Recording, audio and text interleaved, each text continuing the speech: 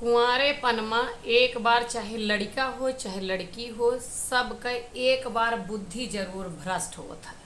और ऊ भ्रष्ट होत है के थक लड़कियन का दिखाए पड़े पति पति कि हमरो शादी हो जाए, हमारे एक पति रहा जे पर हम अपन हक जताई। लड़कन का ही हो जाए कि हमरे एक जनी महारानी जी आ जाए और हमहू उनका प्रताड़ित करी, अच्छे से सारा हक जता सकी, कोनो भी काम है तो हक से कह सकी। काहे से कि एक उम्र आ जाता है महतारी जोन यहाँ थोड़ा बुढ़ाई के रहा थी, भौजाई वगैरह हम मतलब है घर का काम कर थी, उनके मन के ना हो पड़ता है। तो ये लिए वो चाहत है कि एक पत्नी आ जाए, और लड़की चाहत थी कि घरे वाले हमार डिमांड ना पूरी करता है, ला हम कही यस तो हमार डिमांड पूरी हो लागे।